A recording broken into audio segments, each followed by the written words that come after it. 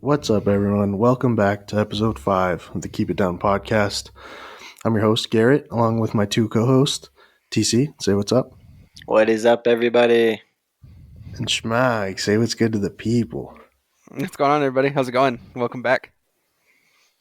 Yeah, episode 5 already, boys. Crushing it on the podcast as always. I think we're almost to 170 total views, which is insane. I honestly thought we'd struggle to get 10, but you can find us on Instagram at Keep It Down Pod. In our Instagram bio, you'll find our link tree. And so that'll take you directly to Spotify, Zencaster, Google Podcasts, wherever you prefer to listen.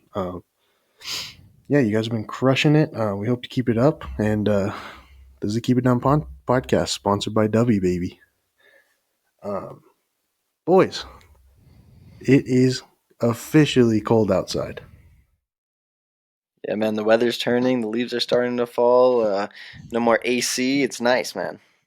Yeah, I think this is like officially fall though, because I mean we had that I don't know, like a month ago we had that week when it was like 70 degrees out and it was perfect, and then it got super super hot again. But I think we're officially there. I've worn a sweatshirt the past like 3 days, and I think we're officially in the clear of all the heat. So, um, yeah. So boys, fall is coming.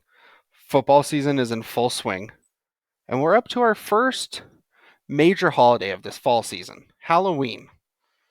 Okay. Not a big scary movie guy myself. I will though eat some candy. And obviously the fall season, the cool weather, the candy. So I mean, I think it's only right that we talk about Halloween here. So I want to know favorite candy to get on Halloween. What candy do you get that you guys are just juiced about when you were trick or treating as a little kid, or now when you see it in the Halloween bowl? What are you picking first? Well, let me start with this. I'm a chocolate guy through and through, right? Mm. The fruity candies they're good, don't get me wrong, but they just don't do it for me as much as the chocolate candies do. Big Reese's guy, okay? Mm-hmm. Um, that's probably my number one, but number two, and it's a close number two, is going to have to be Snickers. Big Snickers guy as well. What about Mm. you guys? See, Yeah, I'm kind you of guys, the man. sorry, I'm kind of the Yeah, opposite you're good. of you. I big gummy guy. I would say I prefer like gummies and sour candy over chocolate. Um, but big gummy guy for sure. Yeah, I kind What of got type of two. gummies are we talking about, though?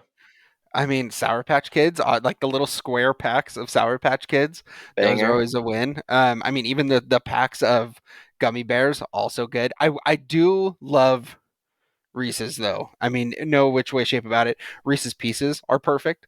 Reese's peanut butter cups are perfect. The big ones or the small ones doesn't matter. I mean, I don't necessarily like the double wrapping on on the small Reese's peanut butter cup. Like you already done took off the foil. Like we got to take off another layer there. Like just it should just be in the bottom. You know what I mean? Like I've worked way too hard for this already. So Reese's are definitely up there. Chach, you haven't gotten a word in yet. You go ahead. No, I was just gonna say I kind of got two here. One, that always seemed to fly past our dad's radar was almond joys, and so I became quite fancy with an almond joy. Man, they just hit different. They're nostalgic. Danae and I bought a bag of Halloween candy like last week, and it came with like almond joys in it. I was so lit about it, dude. But Yeah. like all time favorite candy, this might be a cold take, but I'm gonna go with Twix. Twix is I mean, so criminally underrated. It's not even funny. Twix are good. I can definitely get down with Twix. Twix are good. I was really kind of scared you were going to say something stupid like Three Musketeers bars or something like that because those are garbage. And anyone listening to this right now, you're wrong. If you're arguing with me right now, you're sitting there, you're wrong. Okay, Three Musketeers are not good. And also, for those of you that when Chach said almond joys and you had something bad to say about it, take it back. Almond joys are delicious. Get over yourself. Well, it's funny because on Chach's list was Almond Joys and Twix, which are two things that I would probably pass over if they were just in a bag of candy. You Hmm. know what I mean? Like, just not top tier for me. Okay, Hmm. I'm going with the Heath bar before either one of Oh. those. But next level is going to be the Snickers peanut butter squares. Those Hmm. Oh might be the my best gas gosh. station candy bar on the planet. Absolutely delectable. Those are awesome. Yeah, I like all the variations. You don't normally like when you're. I remember trick or treating as a kid. You normally don't get too many of the variations of like all the regular candy bars. It's usually like the fun size Snickers or Milky Way or the The Milky Way classics. Midnights, Milky Way Midnights, or stuff like that. But you don't normally get the variations. So I can appreciate now that I do see some of those variations out there. Yeah, we kind of touched on what kind of candy that we're going to be eating during the movie, but I want to know. Schmog already said it, but Chach, are you a scary movie guy at all? More recently, no, just because I really got no one to watch them with. Because Danae's not a big scary movie gal either. So, Hmm. I'm not just going to sit down and throw on a scary movie so I can just get scared by myself for 2 hours. Um, but classic first horror movie I ever watched was the OG. It was a 1970s Poltergeist. Ooh, Wow. that's a And good one. yeah, we're all like sitting down around. It was around Halloween at some point, and we all sat down and watched it as a family, I think. And it scared the piss out of me, man, for like weeks on end. Yeah, that's interesting because some of those older movies don't hold up as well. And like even if you're a kid, you're watching some of those old classics and they're not as scary as they're made out to be. So maybe I don't know, difference in generations and stuff. So that's kind of interesting, Chach. Um, but yeah, I actually had a funny story as well because I remember Logan, who is a couple years older than me, and his friends, they were all out in the living room and they were watching a scary movie, and me trying to be just as tough as they are, I was like, "Oh yeah, I love scary movies. I'm gonna go watch as well." And sat down, and I think it was Insidious. Insidious Oh, sounds right. okay, don't even get me started, man. And there's a particular scene where it's like a jump scare, and like the evil demon devil guy is like standing right there. And dude, when I went to my bed that night, like I was so scared to sleep. I thought I keep seeing him in the corner all night long. You know what I mean? So I was so scared. Okay, speaking of Insidious, and this is a story having to do with Insidious, and I literally thought I was done for. That was it. I'm dead. It's really here in the real world. I got up in the middle of the night to get a drink of water, walked into the living or into the kitchen from like where our bedroom is, and for those of you listening, there we have a big giant metal shed, storage shed in our backyard, and there's lights that go in the alley behind our house, and so sometimes they cast shadows on these on the metal shed. And so, if any of you have seen Insidious, you kind of know the general shape of what the guy, the demon guy looks like. I'm walking into the kitchen and I look, and I swear to you, there was a shadow on the big storage shed in the backyard that looked just like dude. And it's like middle of the night. It's like 12, 1 o'clock in the morning. And I thought that was it. I was so scared, flipped on all the lights. Like I was terrified. But yeah, that movie scarred me for a long time, obviously, because I mean, that was literally a couple years ago. And I watched that movie when I was a teenager. So, Yeah, I wonder if it would still be as scary now, but dude, that movie scared the hell out of me oh, back in oh, the day. I'm not turning that back on. I'm getting anxious thinking about it right now. My Yeah, first scary movie that I remember watching, because I am not a scary movie person at all, none. Don't think it's safe for your blood pressure to be that high for that long. But anyway, I show up to my buddy Skylar's birthday party back when we were in high school. We show up and everyone's like, let's go see a movie. So I'm like, sweet, let's go see a movie. And I am lobbying hard for every movie except for the one scary movie that was in theaters at the time.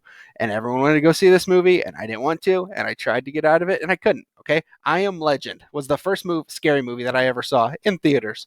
Which, looking back, I mean, not overly scary, but as a kid who never really watched scary movies and doesn't really like it, terrifying in the theater. It was absolutely horrible. Um, Still recovering, but yeah, yeah, that's interesting because like I don't know if I would put I Am Legend in the scary movie category, but right, definitely like super intense if you're not into that genre of movies. You know what I for mean? So sure. I could definitely Yeah. see that. Another movie that I would kind of put in that same category though would be Signs. You know, Oh yeah, for sure. yeah, so our grandma Peggy would let us watch some things that maybe our parents wouldn't let us watch back in the day. And Signs is one of her favorite movies, so she let us watch that one. And again, one of those jump scare scenes, and the alien's foot's right there, and it makes a loud bang. And Mhm. boy, 8-year-old, 9-year-old me was terrified. I was just gonna add anything that came out from like 2008 to 2013. It Mm, just seemed like they made the scary movies so much scarier. You know, you got the yeah, I mean, Insidiouses of the world, The Conjuring, Sinister, all that type of oh, stuff. Sinister, Dad. Yeah. Sinister Oof. is the scariest movie to see in theaters that I've ever seen. I don't know Is why you made that decision. Now I was gonna ask you guys, is there any scary movies that you've enjoyed? Because I actually liked The Conjuring, Chaj. I know it was pretty scary and everything, but I was like, when I got done being terrified and everything, I was like, oh, that was actually a pretty cool movie. Yeah, every now and again, like we'd flip on like a Netflix scary movie or something like that when all the boys were over or something, and you always find one that just has a banger plot line, but just like didn't have the budget to make it like a Conjuring or something like that to be like enjoyed Hmm. watching it kind of thing. So Yeah. yeah, The Conjuring is a good one. Sinister is another good one. Basically anything in that kind of realm, I'd say. Yeah, no, I think you're both wrong. Every single scary movie that I watch, at the end of it, I'm like, thank the Lord that that is over. I am done. I've been done since we did. Whoever decided to put this on, put this on. No, I mean, cool. I disagree wholeheartedly with both of you, but I'm a scaredy cat, man. I don't like it. I don't like getting scared. Like I don't, and you know, and the thing is Grant's getting to the age too where he's starting to try to scare me, and I know he's close to being able to get me, and I'm dreading it. But that's where I'm at. Yeah, you know, me not having any kids yet and living in an area that doesn't really get too many trick or treaters on Halloween, it's kind of my shtick that I just kind of watch a scary movie. Like, Mm. if I'm not hanging out with any of your guys' kids or anything for the night, I'll just stay home, watch a scary movie. But, dude, nothing more intense than the walk down the hallway to the bedroom after a scary movie. And Or even like to the bathroom, dude. yeah, before you get those lights on, man, and you're still in the dark, you're like, you're just hoping that those lights fight off that demon monster that's down the end of the hallway, you know? You just got to get So, in bed quick enough before it gets you, like in between turning the light off and getting in bed, because they're not that fast. Not exactly they're right. fast, but not that fast. Yeah, so speaking of Halloween, I want to know, did you guys have any like funny or memorable Halloween moments, maybe from your childhood or even Yeah, more for sure. recently you want to share? I got this one. So when I was a kid, we're trick or treating just around the neighborhood where we live, which is still where I live. But so we would, get all dressed up and we'd have a big group of people and we'd go out trick or treating and then, um, everyone would kind of leave for the night and, go home. And then, Ty, Chach, and I would kind of go out and maybe hit some of the houses just right around our house. And then so we walk down the road, hang a left, boom. Okay, house, all lit up for Halloween, all decorated. Walk up to the door, full size candy bars. You're Full size stealing candy my bars. story.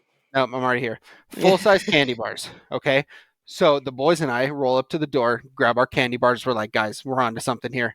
And there's not really a whole lot of other people out trick or treating right now. So, boom, we have an idea. We could seriously take advantage of this.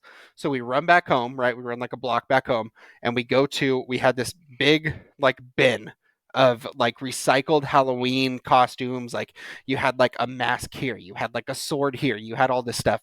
So we go home, change costumes, and go back to the same house again for full size candy bars. And I think we did that 2 or 3 times, guys, if I'm not mistaken. Yeah, at But least. yeah, just go back and like by the end, we're just rolling up with like a dirt bike helmet on and like regular clothes. We're out of options at this point. But the full size candy bars are worth it apparently. I've got a good Halloween story here. You guys might remember the game we used to play called Ghosts in the Graveyard. Do you remember? Yes, I do.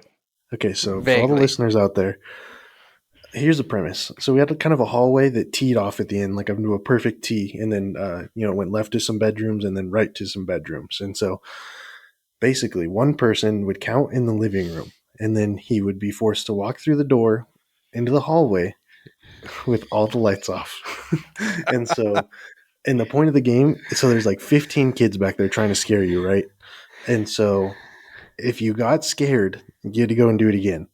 So basically, you had to get through the whole hallway without getting scared, and then someone else like had to be the seeker, if you will. But it's just all about getting scared, and everyone's all hyped up on candy, and it's pretty lit, if I remember correctly. You know what? Yeah, I do remember that, but until you fully explained it, I was kind of like, oh, I remember that, but how did it go? Yeah, that was awesome, dude. Yeah, that totally left the memory bank until you just brought it back just now. That's crazy. And we'd shut the hallway door, and all you just hear a bunch of noise, and then like you're like, all right, I'm gonna open the door, and it's just silent. Like all this noise is just gone, and it's just dead silent. You're like, they all disappeared. They're gone, but they're all there, just waiting for you. Yeah, because there's like 10 to 15 kids back there, so some of them suck at hiding, and they're just kind of like standing in the hallway, and you're like, okay, whatever. But then Yeah. like you found like 14 out of the 15, and there's one still hidden. You still gotta walk around, and you're just like, where is this guy at? Yeah. No, so actually, I was gonna tell that same story, Shema, because I vividly My bad. remember the King Candy House, Uh, um, the king size candy bar house down the street, and going back and swapping costumes for that. But I actually have a backup story, and this is gonna come from my youth football days. I think we were in 8th grade, and I'm not gonna mention any names, but we are playing a game against Foothill, and it's on Halloween, right? easy win, boys, Yeah, easy and win. so we're winning by a good amount, and our second team offense is in, and we pitch it to our second team running back. He's running down the sidelines, and then a guy from Foothill, the opposing team, reaches in for the ball, and as he does it, he yells "trick or treat" and pulls it out and starts running the other way with it. Literally called his shot and just starts running. We ended up tackling him before he could score, but it was the first time I had heard like a catchphrase go along with a football game. It was insane. It was right on our sidelines, so we all heard it. It Where do you was think that? insane. Where do you think that guy is now? I mean, he's got to be doing something important in life, right? I mean, he has to be with that kind of style, you know. I mean, that's like, I mean, good for that guy. Yeah, so that was definitely an interesting one, and I'm sure that running back from our team had a hard day at practice the next week. Oh yeah, I'm sure. You don't get catchphrases and then the ball stripped from you and then like not hear about it ever again. You know what I mean? Yeah, and like to be, timely with the catchphrase and seasonal. Wow. Yeah. Like that dude sat on that the whole entire week. This dude's like sitting in class every single day, just like I'm gonna do this. He's like, it's Halloween, it's spooky season, it's happening, and then he got his chance. Exactly Crazy, right. Yeah. absolutely crazy. Nothing but good memories about Halloween at the Curry household, boys. Halloween's a good one, man. It's just good vibes all around. The weather's starting to get cool. It's like the first of like the fall holidays, and then like that like like when you're in high school, you only got a few more weeks until your Thanksgiving break, and then you have Thanksgiving and then Christmas, and it's like a good gateway to everything that goes on during the fall. Well, Football all season's right. in full swing. Tell me this. We like to give power rankings on this show. Power rank your top 3 holidays for me. Is Halloween making the cut for either one of you guys? Ooh. I think we have a consensus number one, right? Christmas? I mean, Yeah, Christmas is the it's Christmas, right? Christmas is the best one for All right, sure. ready? Top three. Non negotiable. This is the order: Christmas, Thanksgiving, 4th of July. Ooh, I mean, yeah, I think so. I think yeah. I'm rocking with that. Three is debatable if you're not a big summer barbecue kind of guy, but I can agree that both of you boys are. So, No, I think I might flip those two, and I might do 4th of July second, Thanksgiving third.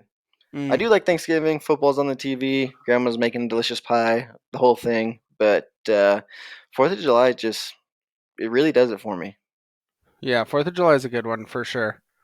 I mean, it's like it's like yeah, it's like it's hot, but it's not like blazing hot. And like I mean, there's usually some sort of pool or like beach or water or lake something involved up here in Tehachapi, so it's like it's for sure doable. Yeah, I'd probably agree with you. I'm gonna go Christmas, Thanksgiving, then Fourth of July. Yeah, I like Halloween for the candy aspect, but I mean, all right, boys, let's switch gears a little here. We talked about Halloween, some spooky stuff. Our next segment, it's going to be kind of inspired. If any of you guys play Madden, they have a most feared um, like promotion that comes out in Madden, and so it's for dudes that are scary fast, scary big, kind of stuff like that. So I want to hear some of your guys' anomaly scary sports players in general. Doesn't have to be football. Well, I think the one that is the elephant in the room is Tyreek Hill, right? Just so fast that even if you're playing good coverage on the guy, he might just run right past you. Not a whole lot you can do to match that.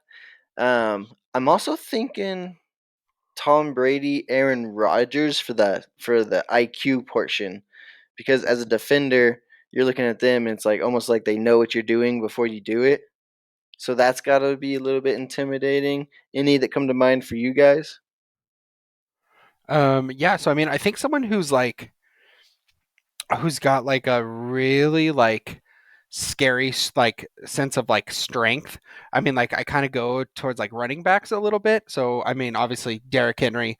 I mean, that guy's a an anomaly for sure. I mean, just being as big as he is, but also like light on his feet like he is kind of crazy. And then you got guys like Leonard Fournette who just run the ball hard. Um, but I mean, like you kind of touched on it, man. Like you can be fast, you can be strong, but like having like a high football IQ gets you really, really far. If you think about guys like Tom Brady or Peyton Manning or like Luke Kuechly. I know he's been retired for a couple years, but that guy's football IQ, um, I mean, through the roof. And I mean, he had unfortunately a pretty short career in the NFL, but I think retired, for good reasons and stuff. He still works for the Carolina Panthers, I believe, in some sort of capacity. But like just scary smart guy and like knew what the offense was running before they even ran it, before they even checked to it or anything. Like I think it's a super underrated skill, and I definitely think it shines through when guys have that football IQ like that. Yeah, I've got 100%. yeah, I've got kind of some different ones here. First one I got Brian Dawkins, Mm, Wow. yeah. like just an absolute missile from the safety position. Like if you're catching the ball over the middle, you better fucking either duck or jump or something because he's gonna deck you. And then also I got for crazy size or strength, Big Z Zdeno Chara, 6'9", 270 pounds. That guy's a unit. Are you kidding me? Yeah. And then also I threw DeAnthony Thomas on there for scary Mm, fast, I had him too. shifty. So I don't know, I went a Yeah. little different with it. Yeah, definitely scary fast. Yeah, a couple guys that I would add to that list is Bam Bam Cam Chancellor. Uh, Mm, really, that whole Legion of Boom. It yeah. seems like receivers were hearing footsteps even when they weren't getting hit because of what they had saw on tape the week before. Um, if we're going throwback players, how can you not mention Ray Lewis? Yeah, I was just thinking that too. Yeah, Absolutely. and we kind of touched on it with the dark visor and all swagged out, but that guy, especially when the rules were a little bit different and you could get away with some different style hits than you can now, boy, he was taking some heads off back in the day, guys. Yeah, absolutely. I mean, and the game was just so different. Do you guys miss at all any of the old kind of days of football, like how it was when Ray Lewis, Brian Dawkins were all kind of in their prime back in the day? Like, do you miss that style of football? I mean, obviously now there's a lot of rule changes to the game on how you can hit players and when you can hit players and that kind of stuff. Do you miss it at all? Or are you glad the changes happened? Well, it's a little bit of both for me. Um, Hmm. First thing that comes to mind is the James Harrison hit on Massaquoi from the Hmm. Browns, and Yeah. no flags, and it looks like homeboy is like bent over backwards in the wrong direction. Like, so Yeah. while maybe it was exciting to watch back in the day, like now knowing what we know about concussions and head trauma and stuff like that, I am kind of glad that the rules have changed. But some of these flags that we're getting nowadays, I'm definitely not cool with. You know what I mean? How are you supposed to tackle the quarterback if you even touch their helmet? It's a flag. Some of the stuff like that's a little overdone, Yeah. but I am happy that some of that's been alleviated from the game. Yeah. I definitely agree with you. Trotch, what do you think? Yeah, I was kind of going to say the same exact thing that TC was saying. Obviously, you love to see big collisions and big hits, but and then you have something like Demarius Thomas happen, where Hmm. loses life at not even 40 years old, and so it kind of makes it not worth it for me. Yeah, it's exciting, all this, that, and the other, but I think they're doing a good job. It's penalties. It's not necessarily encouraged, maybe like it was back in the day. Yeah. Um, so yeah, I think like TC was saying, some of the roughing the passer stuff and the defenseless jargon, whatever you want to call it. Hmm. It's not my favorite, but I mean, they're human beings at the end of the day, and I think everyone wants to go home and you know live a life after football. The average Yeah, for NFL career is sure. like 6.5 or 8 years or something. So Yeah, and something to remember too is that the NFL is a business, right? Hmm. And so when your best employees, i.e., Patrick Mahomes, Tom Brady, Josh Allen, those are your assets, right? Those are the people that sell out the arenas, right? Hmm. So, and you see it week in and week out. Those guys will get calls that other guys don't, and it's hard to see when your team's going up against them.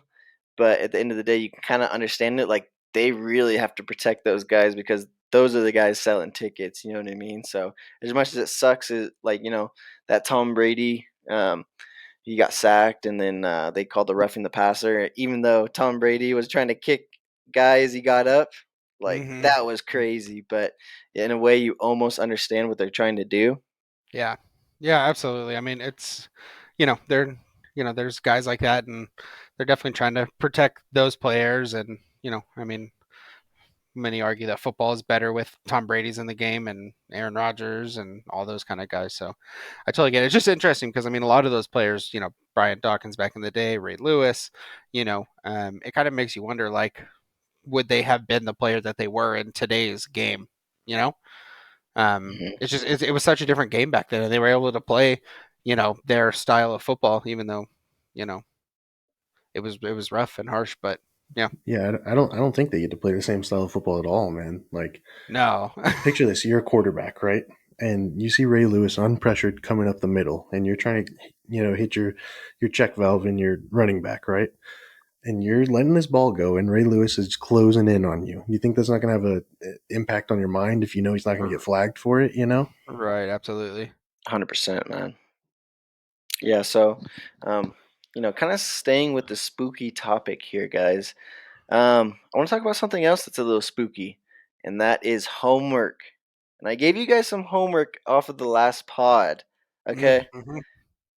I told you guys I'd watch those This Is SportsCenter commercials, and your guys' homework was to kind of go through those and tell me which ones were your favorites. So I'm interested to hear what you guys have to say. So I watched both videos that you sent, and like there's I think two that like really stick out and like made me like audibly laugh when I watched them. I mean, they're all funny and creative. One of my favorite ones ever to this day still is it opens up and it's Alexander Ovechkin, and he's standing there and he's like looking like at this filing cabinet, and the guy walks in from SportsCenter, guy in a suit, and says something along the lines of, what are you doing in here? I thought you were a Russian spy or something like that. And Ovechkin's like, oh no, kind of laughs it off. And then the guy from SportsCenter walks away. Alexander Ovechkin looks up, and Braden Holtby, the goalie from the Capitals, is in the roof, and they start talking in Russian to each other. And it's kind of like this funny, like, oh, maybe they are Russian spies kind of thing, because they're obviously Ovi is Russian, and so is Holtby. So that one, and then also another hockey one. The guy, I can't remember his name, is walking towards an elevator, and it opens up, and the New Jersey Devil hockey mascot, is standing in the elevator, and the guy, guy from SportsCenter walks in and says, "Going up," and the mascot for the Devils, without saying a word, just shakes his head no, implying going down, because he's the mascot for the Devils. And then the guy from SportsCenter, rushes all quickly out of the elevator. But those are like my two top ones that I think happened that like really, stuck out and made me laugh. But Yeah, 100%. And the thing I like about them is they're made for sports people. Like you kind of have to mhm. get the inside jokes or know why it's funny in order to get the comedy in them. But definitely two classics, Schmug. What about you, Josh? Did any stick out in your mind? So I watched like the two you sent, and then I like kind of did some of my own research to find some other stuff. And there was this one, and they're like in a little meeting talking about like different camera angles they can use for games and stuff. And so they come up with this. It's called the anchor cam, and so basically it's like a little helmet with a GoPro on it. And so like, and then the scene, it's like they're like filming their normal ESPN segment, and then it flips to dude's camera, and he's like watching the interns eating donuts in the back, and he's like Yeah, I doing saw that one. doing all kinds of crazy stuff. I thought that was so freaking funny. And then probably the most iconic one for me is the Peyton and Eli one, Yep. where they're Mhm. they're on like the tour of the ESPN Laughing office, at and each they're just other. grab assing and kicking each other, and I think it's because it's probably relatable for us. But so Yeah, people keep those, Yeah. looking back. yeah, so Uh-huh. those are my two that kind of stood out to me. Yeah, actually, you stole one of mine with the Eli and Peyton one. But it's all good. I got two more locked and ready to go. One that I love every time I see it is if you saw the one with Steve Irwin and he's walking down the hallway and out of the elevator comes the Florida Gator mascot. Oh, crikey, get a load of this one. Starts wrestling with it on the ground, and like the Gator mascot ends up on top of him, and Steve Irwin still says, "Don't worry, I'll get a control of him in no time." Like, so funny, dude. That Yeah. one's awesome. Um, another one is so quick and simple, but it's out in the parking lot. And who's the NASCAR driver? Johnson, 48. So, Yeah, Um, Jimmy Johnson. Jimmy Jimmy Johnson. Johnson. Jimmy Johnson. Uh-huh. He's out there with his pickaxe getting rid of all the speed bumps in the parking lot. Uh-huh. So stupid. And then one more I wanted to shout out was when Floyd Mayweather's in the conference room and Oh he's hitting the yeah. punching bag and it's got the anchor's face on it. And the anchor asks him, "Hey, anything wrong, Floyd?" And he just keeps hitting the punching bag, staring that guy right in the face and just says, "No."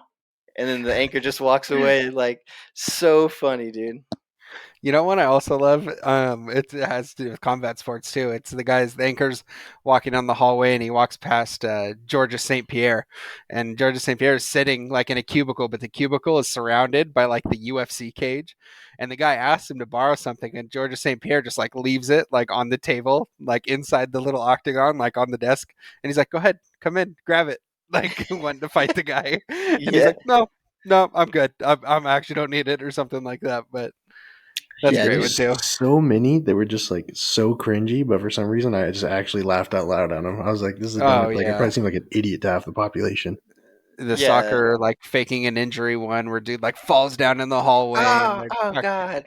talking about workplace injuries and all that kind of stuff. Since like oh because it was workplace injuries have gone up since the World Cup started or whatever it was at the time. Yeah, and then one more I wanted to shout out was the one with LeBron, and I think it's SVP. He, Hmm. he has the big king's throne at his desk, and he's sitting in it. And King James comes up and asks him if he by chance stole his chair, and SVP just looks at him. No, I don't know where it went. So stupid. Those are great commercials too. And also the honorable mention, it's when Ladainian Tomlinson LT's in the mail sorting room and he's got Yep. his helmet on and he's got the dark visor and he can't see like whose mail belongs to who, so he's just like sorting all the mail in these like wrong spots. That's a great one too. Or the one with freaking Calvin Johnson, Megatron, and he's sitting there. I think it's with SVP as well. They're like the water jug, and there's hanging out, and then in the background you hear someone, "Oh, where's Calvin? Where's Megatron at? Where's Megatron at?"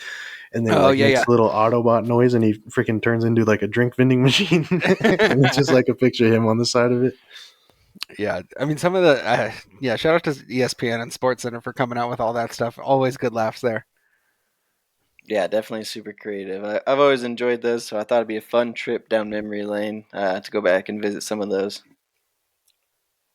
For sure, for sure. Um, Before we get into anything too deep here, boys, why don't we talk about some local high school football for you for a second? Hey, Um, first and foremost, I'm gonna cut you off right there.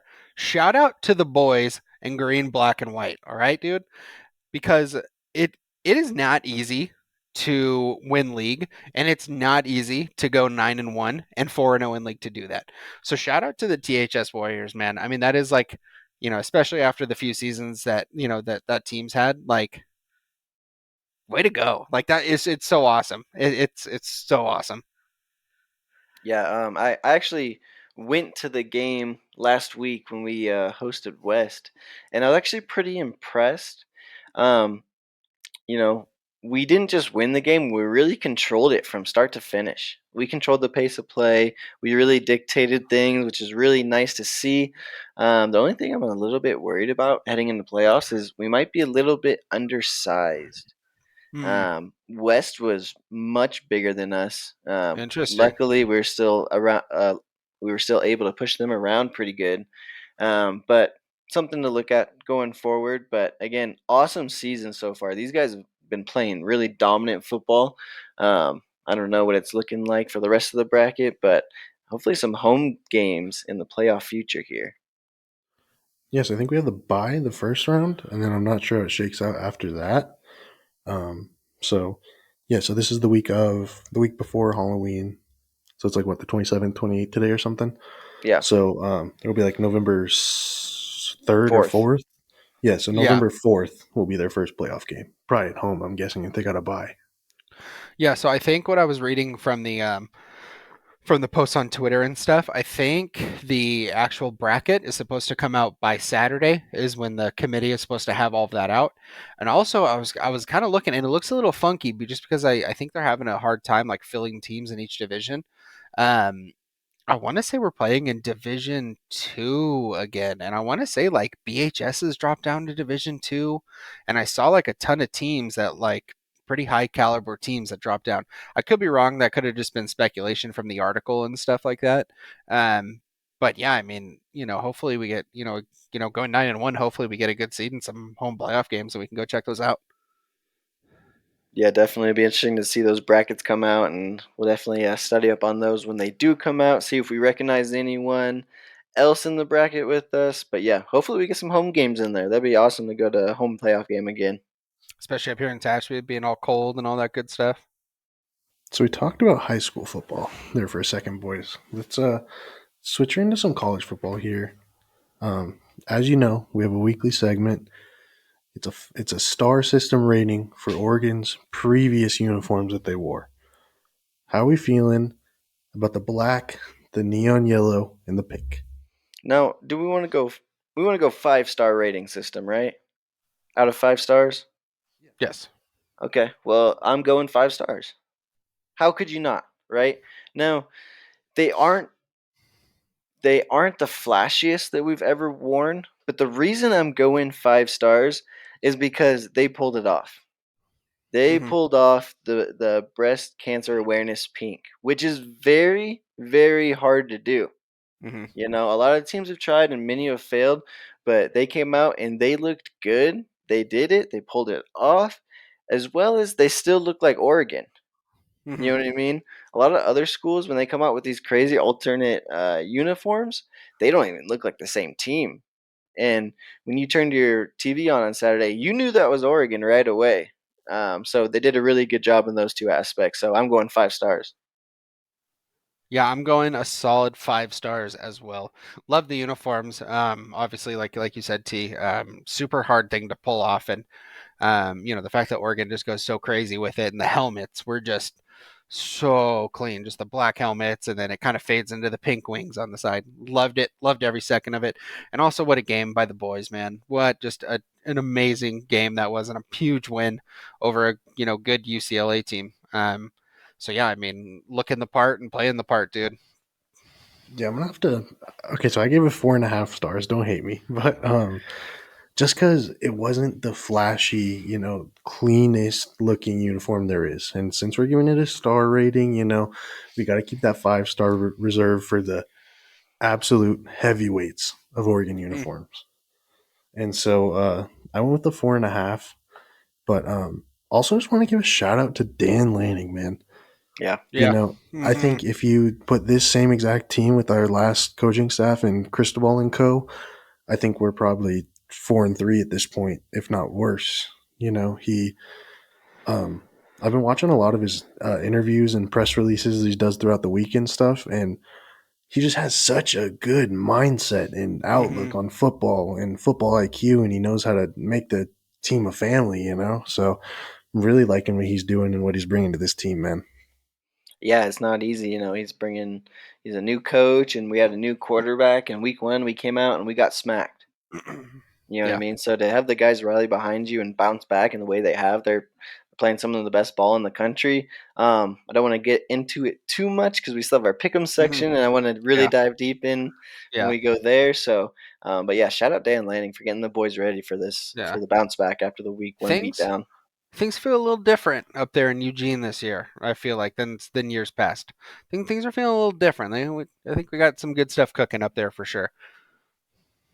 Yeah, 100%. And if you're asking me, Dan Lanning should get paid a lot because he has been Uh-huh. doing some great work. Truth. Now, I got a little game cooked up for you two, and this is all about how much people are getting paid. Okay? So I'm going to give you guys two pro athletes. It doesn't just have to be from football. And I want you to tell me who makes more on their annual salary just from their respective sports teams. Not from Nike, not from Adidas, not from all the endorsements, Gatorade, what have you. Just from their sports contract. And we're Okay, talking wait. Are we talking, yeah, annual average This salary? is Like yeah, this is this per is per year. this is per year. so no Okay, Okay? got it. guarantees baked in or anything like that. No, this Just is per just year. what Okay. this is your salary per year. Yeah, Okay. shout out Okay. Taysom Hill. Now this first one. We got Josh Allen from the Buffalo Bills versus Russell Westbrook from the Lakers. Oh. Who do you think makes more? If it's not Josh Oh. Allen, I'm rioting. No, it's I can I know. It's got Westbrook. I think Westbrook makes more than Allen does, and it hurts to say it, but I think Westbrook makes more than Allen does. It is Russell Westbrook making more Okay, than Josh Allen, and I think that's part of the reason why the Lakers are so bad this year is they're all tied up with Russell Westbrook in this massive contract. I'm sending an email tomorrow to get this resolved. I don't know who I need to send it to. There's no okay.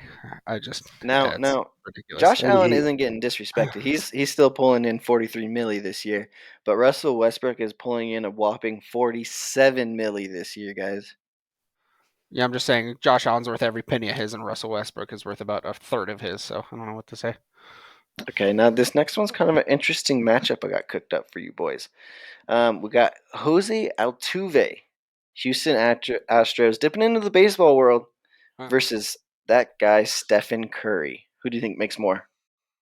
Oh, I Purely just off have to. speculation, I'm gonna have to go with Moneyball here. I'm gonna go Altuve. Yeah, I think I'm just gonna start. I don't know. Maybe I'm gonna go bang some trash cans together or something. But I'm gonna go Altuve on this one. Yeah, so you guys are actually both wrong. Stephen Curry is pulling in a whopping $48 million this year. Just signed a massive contract extension, so he's a little bit higher than Altuve's 26 milli, which is a little bit strange because in the past, baseball has always been king as far as the contracts go. But you got to Yeah. remember, basketball's only got five starters on the team, Hmm. and they're a Yeah, global true. True. industry. So, Yeah. I think. anyways, I know. I think if Chach and I would have been wearing a wire, like we would have known that. Like we would have known the right answer, like what was gonna happen if like we were wearing a wire or like something like that. So. okay, now. We're going to go with the richest annual salary in baseball, Shohei Ohtani versus Ben Simmons. Otani better Please. make more. Oh gosh, I'm just gonna say Ben Simmons. No, Josh, you Otani. are right. It is Ben No, No. Simmons pulling in 35 milli this year. And if you've seen any of his recent highlights, they're not exactly highlights, they're more that guy. lowlights. That guy just Uh, skips games to skip games. How is he still getting paid that much money? What are Okay. we doing, Yeah. guys? First of all, okay, this needs to be directed at the Angels manager. I don't know who it is, but you need to run him the super max. Do you understand? Tomorrow or on your desk tomorrow. Yeah. First thing. okay. Yes, yes. So I think we can all agree that maybe some guys are getting paid more than they should be, and some guys aren't getting paid, uh, you know, quite as much as they should be. So now I want to go into some interesting matchups here for you guys. I got Stephon Diggs of the Buffalo Bills versus my guy, TJ Watt. Who do you think makes more? Oh, I mean, Stephon TJ Diggs signed a TJ big Watt con. TJ Watt signed more recently. Was He it just last signed thought? recently. Yeah, it's Yeah. got to be T.J. Watt. It is that guy, Okay. TJ Watt, with the 28 milli this year. Stephon Diggs with, an average 24 milli. Mm, No. they're still pulling in that bankroll. So, yeah. okay, that was the first same sport matchup we had. Now I'm going to go into a different world. We're going to hockey here, guys. We're going to Ooh. have Connor McDavid, one of the young superstars from the Edmonton Oilers, versus an aging Matt Ryan. Who do you think makes more? Matt Ryan. Connor McDavid only makes like what, 13 milli max. Yeah, the hockey salaries aren't nearly as high as any other sport, unfortunately. But yeah, I mean, unless you're Crosby or Ovechkin. But yeah, I mean, Matt Ryan makes more, unfortunately, and he's not even the starter. He just got himself benched. So Yeah, no, respectable guesses by both you guys. But actually, Connor McDavid has one of the richest contracts in the whole NHL.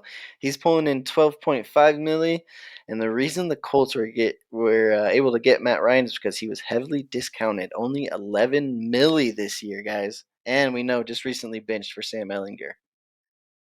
Yes, sir. So this is tough, guys. I didn't just give you some straightforward matchups here. So definitely big, interesting. it's getting Last tricky. one I wanted to close out with here, guys. We're going to go pro versus NFL here. Or we're going college versus NFL, excuse me. We're going to go Nick Saban Oh man. versus Andy Reid. Who do you think makes more? Saban just signed that Oh, 100 million, and oh gosh, I don't know. Uh, uh, I mean, Andy Reid probably signed a crazy contract after they won the Super Bowl. I'm gonna go Saban. Chach is going Saban. What about you, Schmag? I love Andy Reid's mustache, but I'm gonna go Saban. It is Saban. I'm Yeah, glad we were able to close out on a high note. He man. Saban was able to go out and get the bag. He's been leading that dynasty for 10 plus years now, and definitely well deserved, whether you like him or not. I believe he is the highest paid college coach out there. So Okay, so speaking of the Chiefs, right? A couple weeks ago, the Oakland Raiders came into town. We haven't really talked about this yet, just because there's been kind of a lot going on. But I want to get the boys' take on this. We're a couple of weeks removed from this, but Davantae Adams, after a super crazy, tough, close game, lost, to Kansas City in Kansas City. We all know Davantae Adams obviously not happy after the game. I get it. Um, he shoves the cameraman down, and the cameraman ends up pressing charges, or not cameraman, but a member of the staff working at the stadium that night. What's your boys' take on all that? Because I have my opinions on it, but I'm gonna let you guys go first. What are your takes about the entire situation as a whole? Um, you're so it's tough, you know. Obviously, the guy who works at the stadium obviously took advantage of a situation, but at the same time, if you're Devonte Adams, you got to know not to be a bonehead. This is Coach Denman's famous line: "Don't be a bozo," and this is exactly what he meant, man. Um, you got to keep your head on straight. You can't let the nerves get to you, especially to the dudes that you can't hit for the hundreds of millions of dollars you're getting paid. Right, So right. I think it was just a poor decision, kind of wrong place, wrong time on the same kind of side of things. But yeah, I don't love it really. yeah, 100%. You know, you're Devonte Adams. You can't be doing that right off the Superstar, top, right? superstar. But at the same time, being an athlete, you can kind of understand what was kind of going down, coming off of a tough loss. You got a whirlwind of emotions going on in your own head. And now someone kind of cuts you off when you're walking. Um, Going for the shove wouldn't really be my style per se, but also I've never been in those shoes.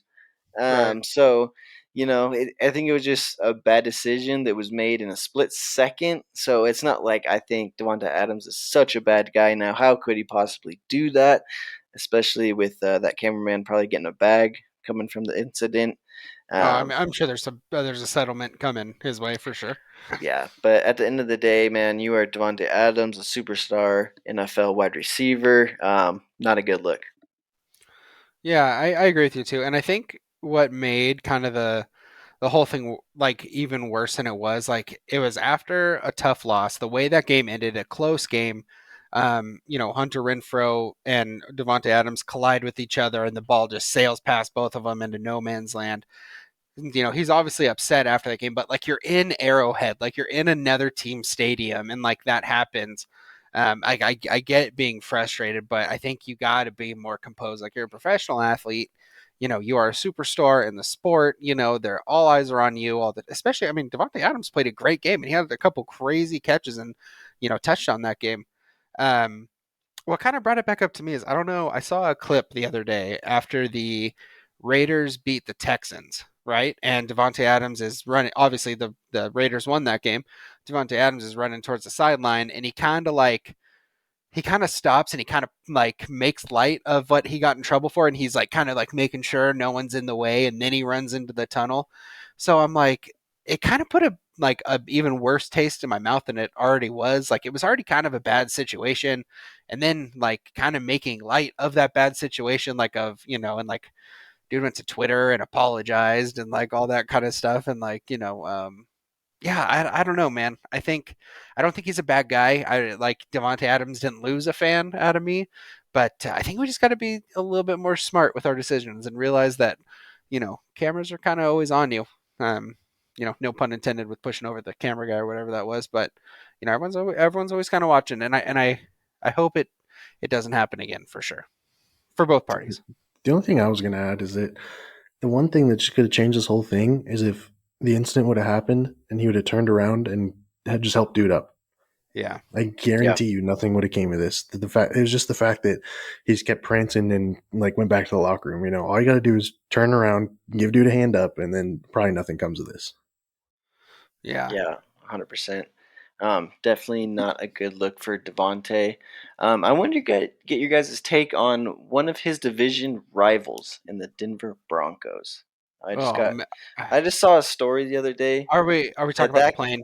we're talking about the plane right now, guys. Okay. All right. So for those of you that don't know, they have the London game this week. So they had an 8-hour flight to get to London, and the story goes that Russell Wilson is running through the playbook, doing high knees, um, carrying on in the aisle while everyone else on the plane is sleeping.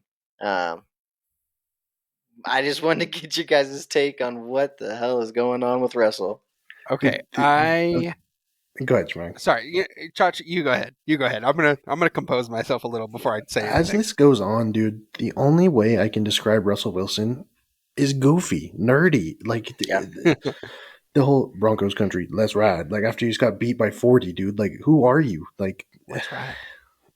it's just and like how he walks out to practice, acts like he's giving high fives to the crowd. Like I'm all for manifestation and visualization, but like at what point are you just a nerd, kid? Like come It's on. so weird.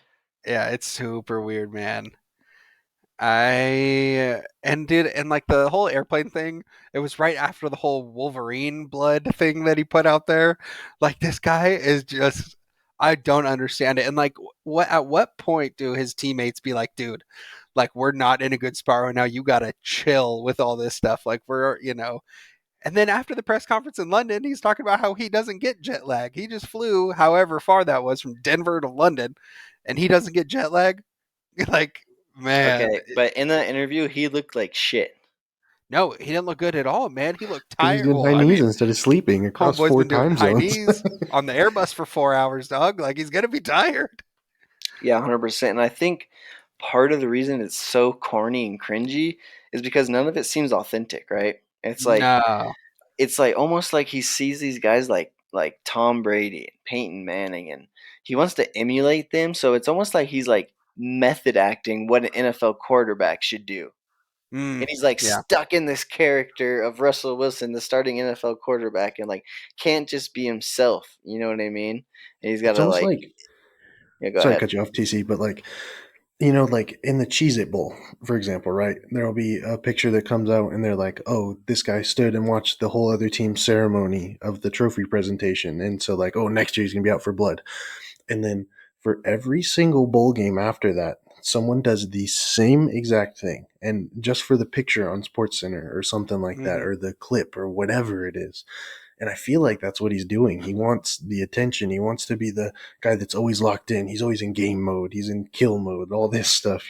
So it just doesn't come off right for me, man.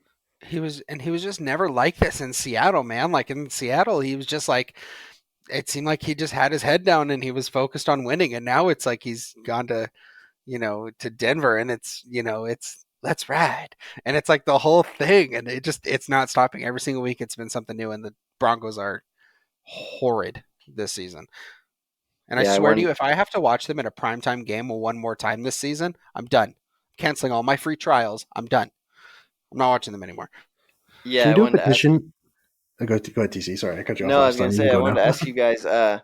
You know, if this is one of your teams that you guys have played on, and one of the guys is doing high knees up and down the plane, how do you think that would have been received by your guys' generations or your guys' teams? Would it be catching a little flack, maybe?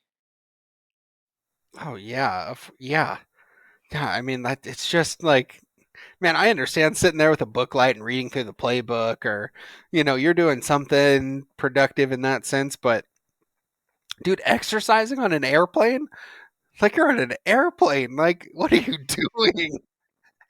But like, and I'm wondering how the pilot is not like sitting up there doing his thing, like flying this big old plane with all these people on it, all these millionaires on it, and you just keep hearing like, because Russell Wilson's sitting back there doing high knees. Like, there's no way. I'm telling that guy to sit down, shut up, or I'm strapping you on. Like, I'm strapping you in, dude. Like, I'm not doing this anymore. Okay, 1 hour, okay, 4 hours, it's too much. Jesus, Yeah, dude. man would have been duct taped to his seat if I had any say on it. You know.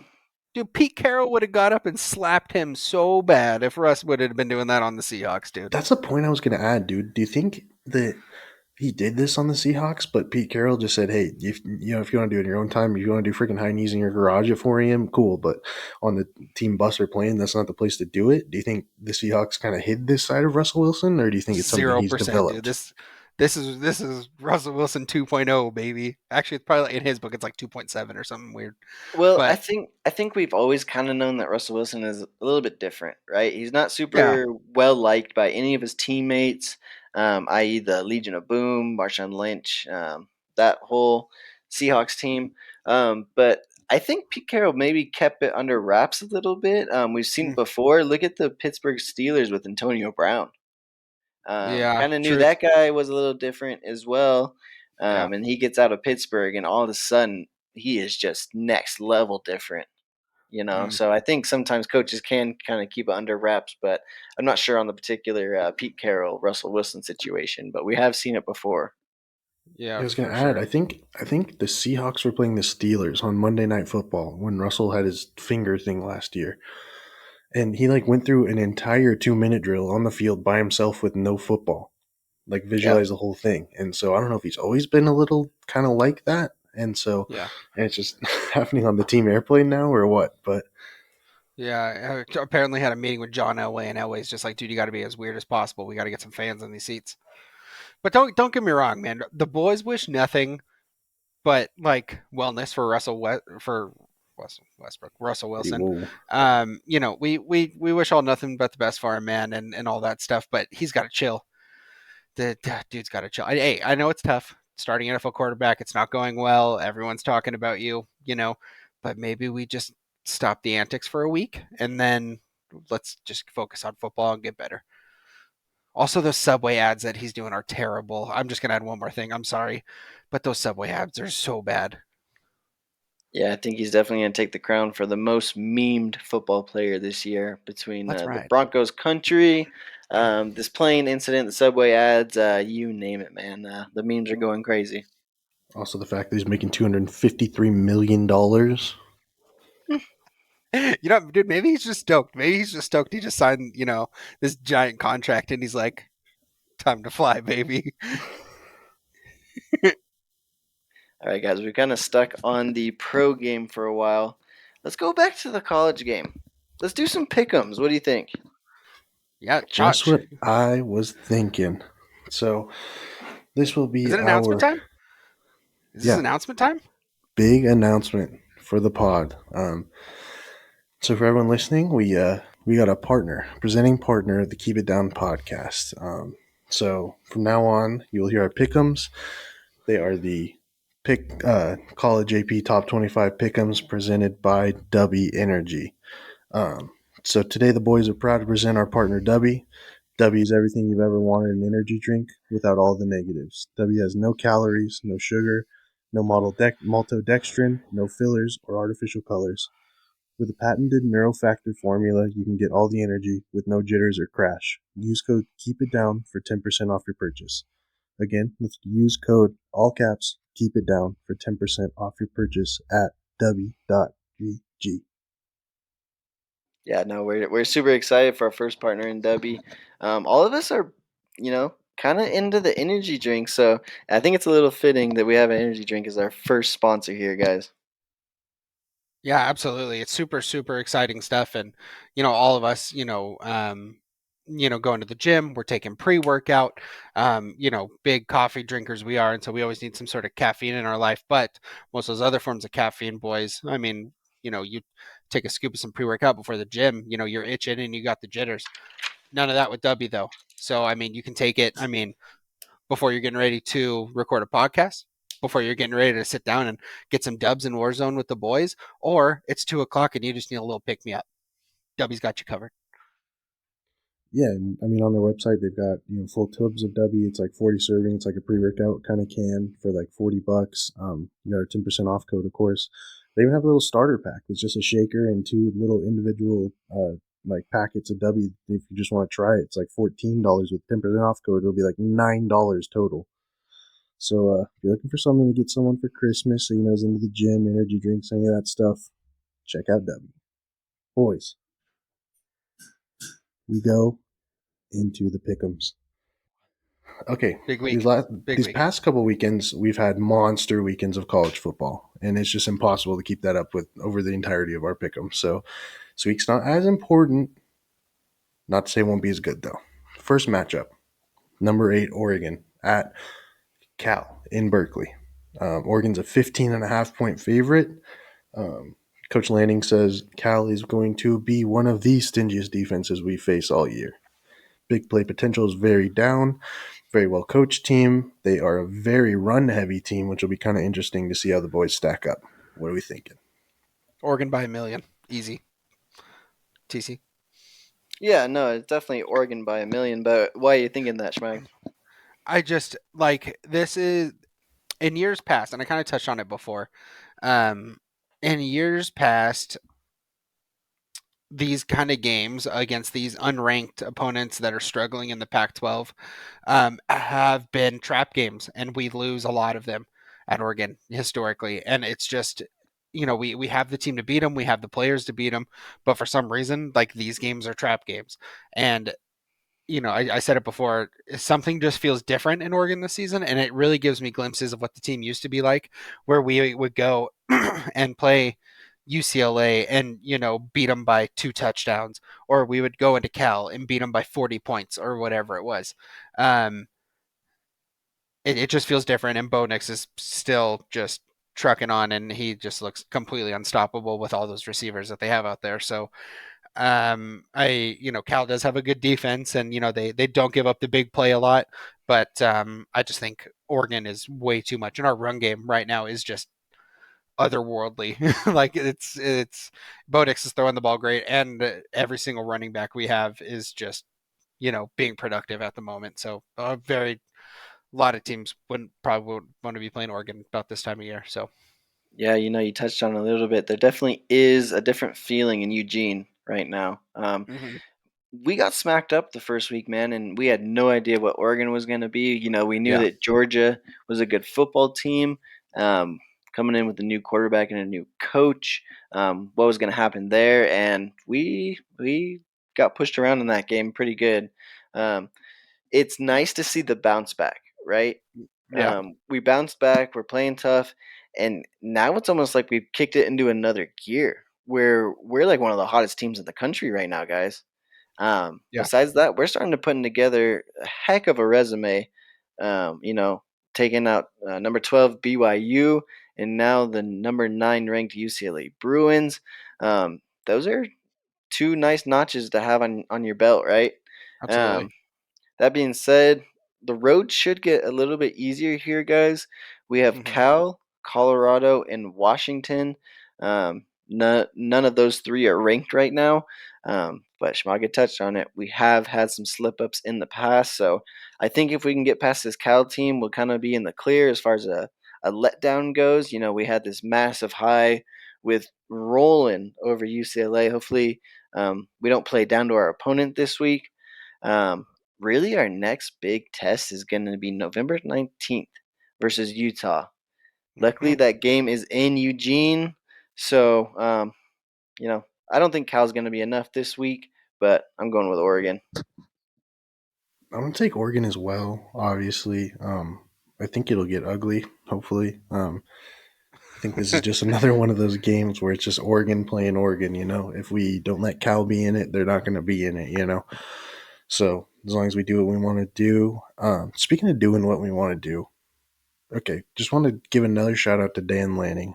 The onside kick in the second quarter, still more than 13 minutes left, and then so we got all that, and then we're like up 13 to was it 30-16 at half or something like that.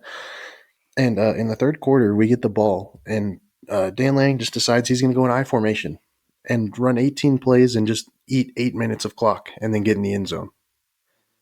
And I just, people think of Oregon, they think of Chip Kelly and Mark Helfrich always getting our players in space and only being able to do one thing, being sort of one dimensional. And then we run into, a 2014 Ohio State.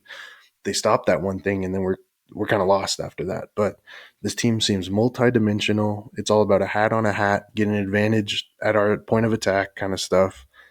So, yeah, I'm loving what the boys are doing, loving the energy Dan Lanning's bringing, and hopefully we can make it pretty deep into November, maybe into February. What do you boys say?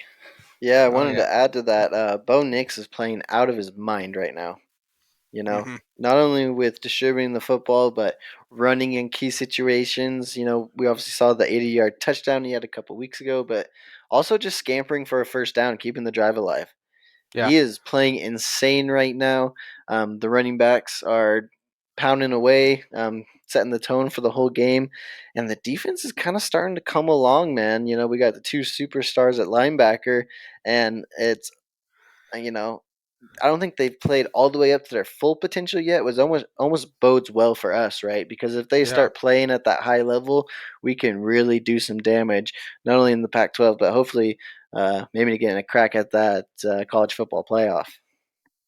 Yeah. And in case you guys haven't noticed, Oregon still has given up one sack the entire season to this point. And I think we just played against the Pac-12 leader in sacks on UCLA and did not give us up a single sack that entire game. So offensive line is playing great, and obviously that helps Bo Nix do what he does best. So Yeah, for sure.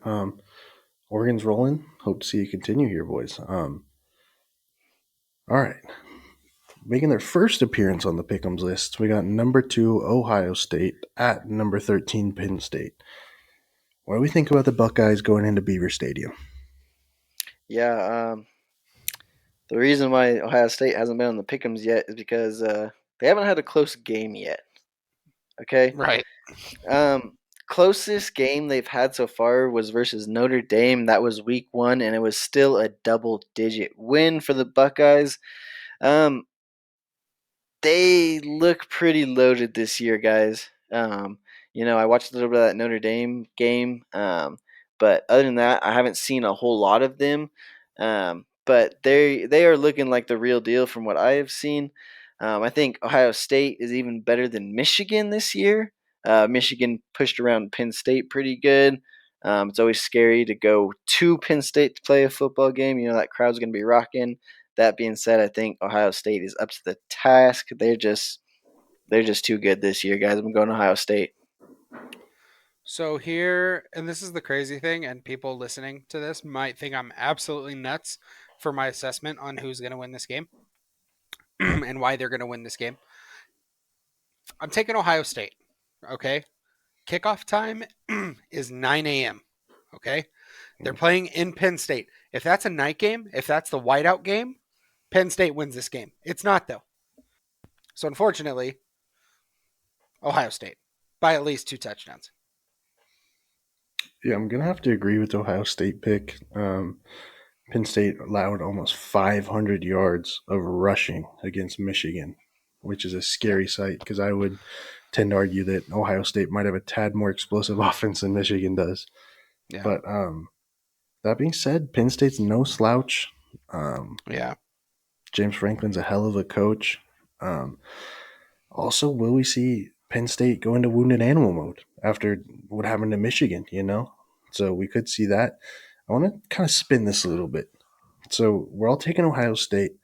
How could we see Penn State win this football game? I don't think it's that far off. I mean, it's the Big Ten. These guys beat up on each other all the time.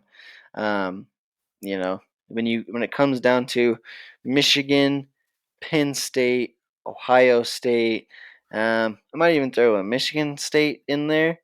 Those four teams, you're always kind of liable for an upset somewhere in there. So these two playing each other, I could see it happening. Penn State's not a bad football team. Yeah, like Schmag was saying, I think if it was at night, the whiteout game, you know, the environment would have a little more to do with it. Not to say that it won't be rocking. I think it's a big noon kickoff, but the only thing is Penn State has a pretty dang good secondary. Probably the toughest by far that Ohio State's played this year. And so I think if Penn State can get some sort of pass rush and kind of force Ohio State to throw the ball, maybe rely on their back end a little more, I could see it favoring Penn State a bit. But still, man, Ohio State's a tall task. Yeah, that's it's quite a game there. All right, moving on to our third pick'em. We got number 9 Oklahoma State at number 22 Kansas State. Kansas State's a 1.5 point favorite. Point favorite. Sorry, boys. So Yeah, this game's Schmag, I was going to razor ask thin. you. Seems like you've picked against Oklahoma State a couple times this year. Are you picking against them again this week? I am not. I'm going with Oklahoma State, and if they fail me, I'm never picking them again for the rest of the season. Kansas State is a great team. Nothing against that squad at all. But I mean, for the sake of pick'ems, I mean, I got to go with Oklahoma State. Um, they're playing relatively well. I mean, that loss to TCU, super close, crazy game that was. Classic game. But yeah, Oklahoma State. Yeah, actually, I'm liking Oklahoma State in this matchup as well, guys. Oklahoma State is ranked number 9. Their only loss was to then ranked number 7 TCU in overtime by 3 points. This isn't a Yeah. bad football team, guys. No. Kansas State, their quarterbacks are a little bit banged up coming into the matchup. That being said, I think it's just one of those weird games where it's going to be a shootout, and Kansas State's going to give them some issues. I think whoever has the ball last is probably going to come out with the dub. Um, but like I said, I'm going to go with Oklahoma State here, guys. A little bit more proven team. I'm going to keep it short and sweet. I agree. Like Ty was saying, the Kansas State uncertainty at quarterback is a big factor for me. Home field can only do so much if you got someone who doesn't know how to operate an offense out there. So I'm going to take 9 Oklahoma State by at least 14. All right. Taking her down to the Southeastern Conference, boys. 19 Kentucky at 3 Tennessee. I know what Schmag's going to say here. Um, I'm taking Tennessee, but I'm a little worried because has Tennessee played their Super Bowl already? What do you guys think? Yeah, definitely. It's that kind of same situation as Oregon was in. Is you're coming off a huge, massive win. With Tennessee beating Alabama. Hopefully, there's not a letdown in the next couple of weeks after that, right? Um, I don't know, man. Tennessee kind of proved it to me with that Alabama game, so I have no choice but to go with Tennessee here, and I think it's by quite a bit. Kentucky is getting there, but they're not on Tennessee's level. I'm going Tennessee.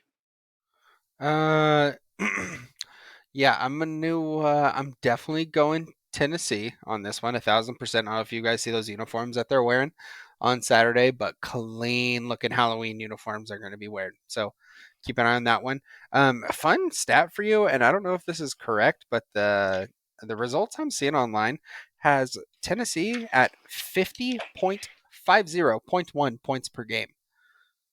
That is unreal. That offense is lethal. I mean, I'm Tennessee to the moon, dude. That team is just playing something fierce, and I don't think Kentucky is not even I don't even want to call them a road bump because I just don't even. It's going to be bad. I thought Kentucky was playing pretender at the beginning of the season when they were super high ranked, and I think it's going to show bad. So Tennessee by a gazillion on this one.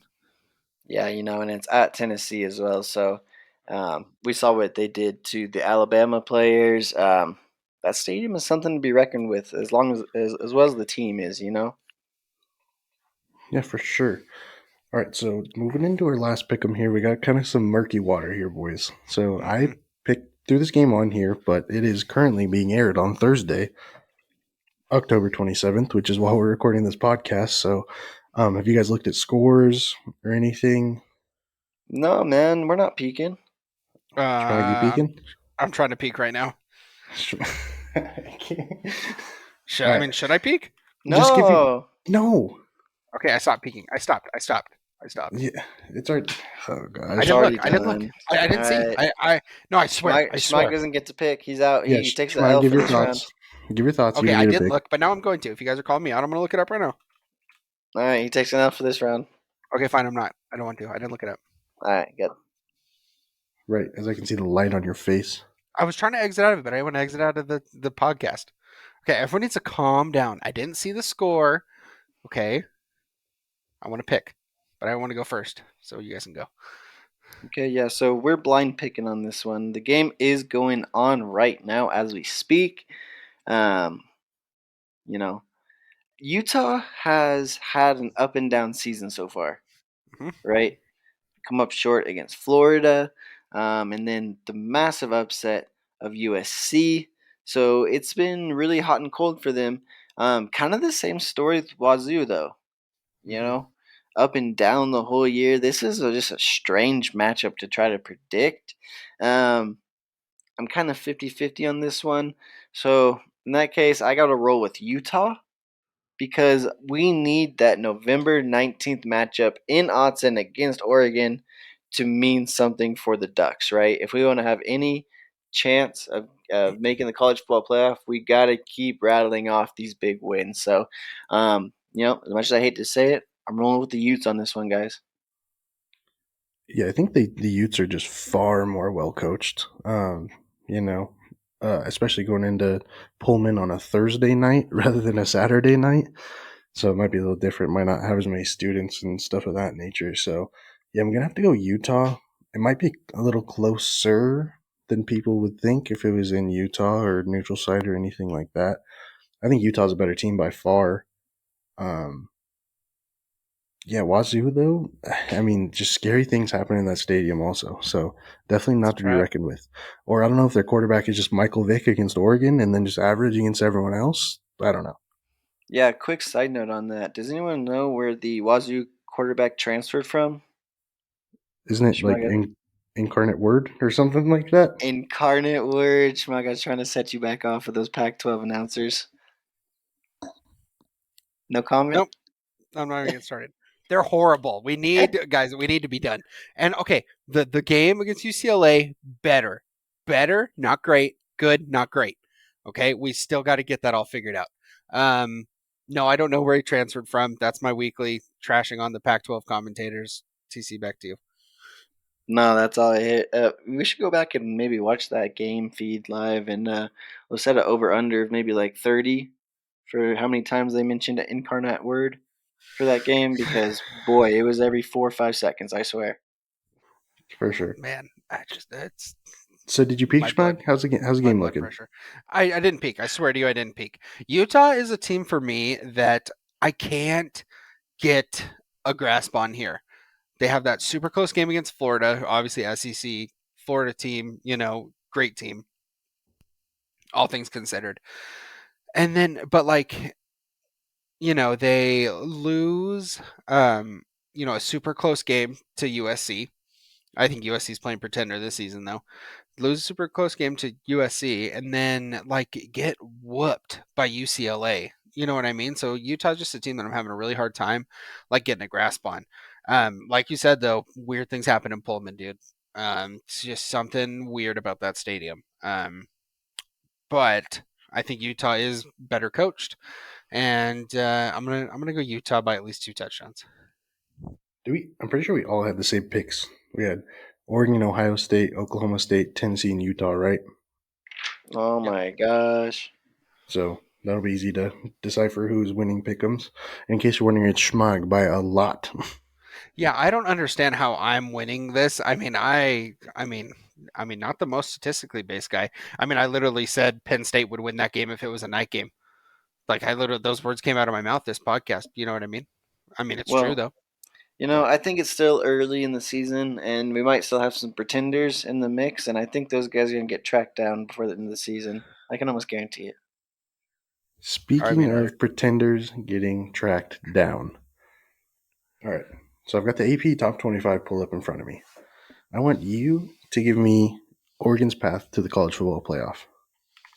Okay, ready? Here's everyone in front of Oregon. 1, Georgia.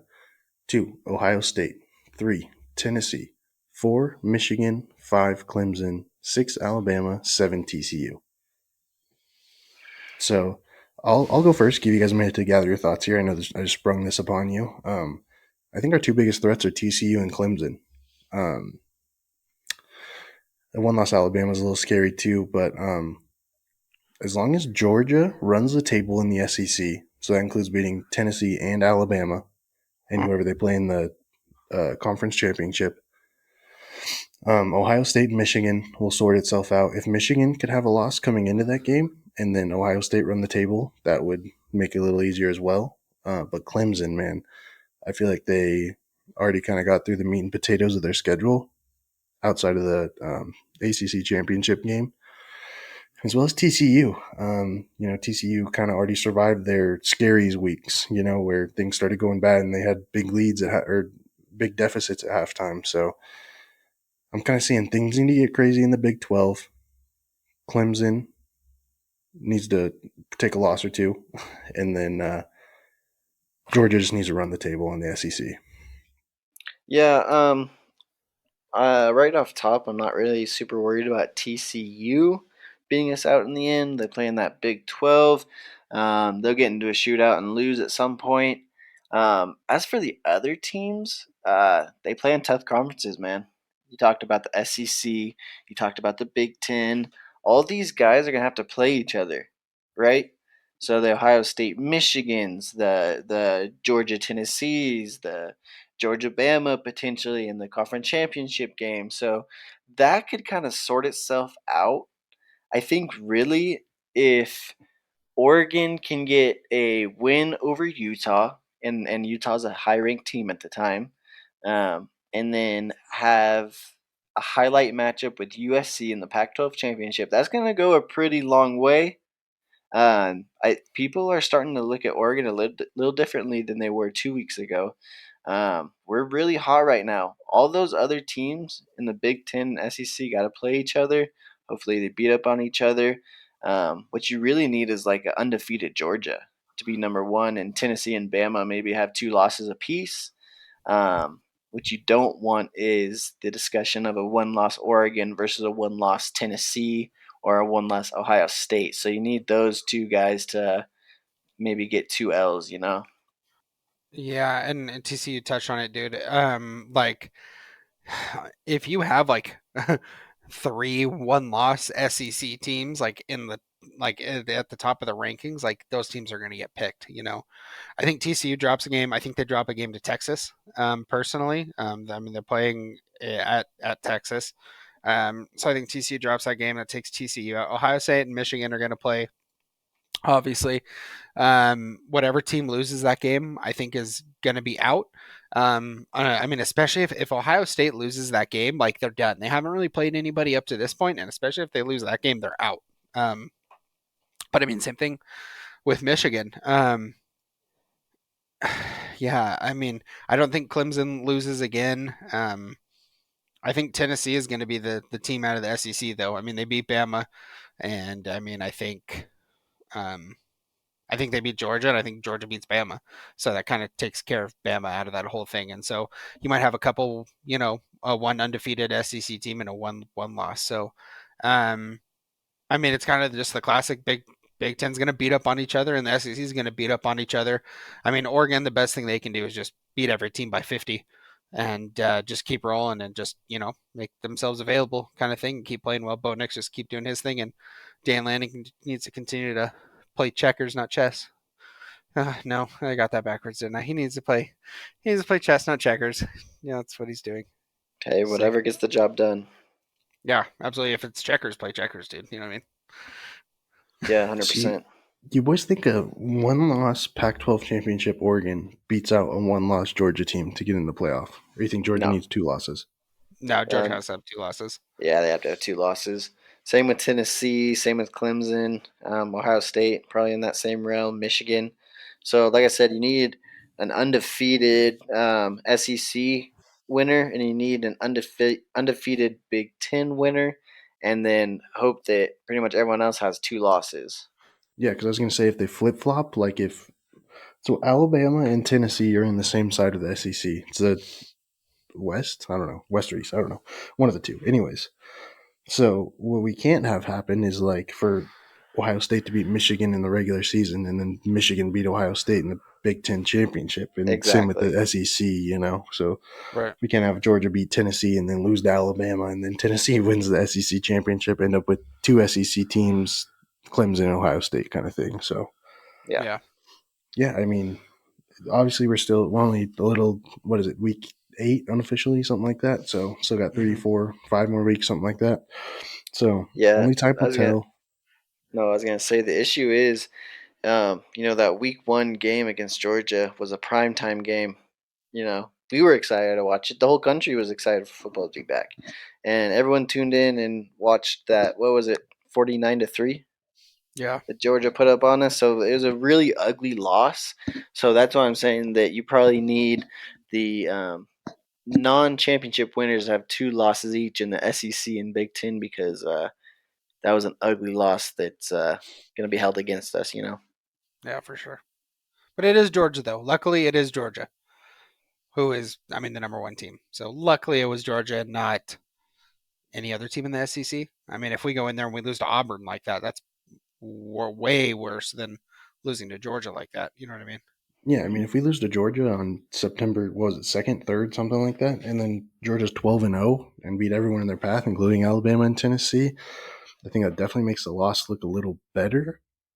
But we'll see. Still a lot of football to be played. A lot of big schools still have to play each other. So just a little something to kind of tie us all back together here, boys. All right, everyone. That is officially going to do it for episode 5 of the Keep It Down podcast. Make sure to like, subscribe, 5 stars, give us a rating, all that stuff. Follow us on Instagram at Keep It Down Pod. In our Instagram bio, you will find our link tree, and that is how you can find our link to our new partner, Dubby. Check out Dubby at dubby.gg, or like I said, go to the Instagram, click on the link tree, top of the link tree, you'll find them. On Spotify, Zencaster, Google Podcasts, all that stuff.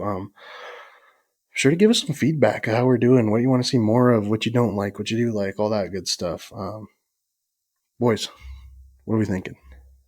Yeah, everyone. Thanks for tuning in to episode 5 with us. We appreciate everyone listening and being here. And if you made it this far, we salute you. But we'll see you guys next week. Yeah, guys, thanks for hanging. We'll see you next time. All right, take care.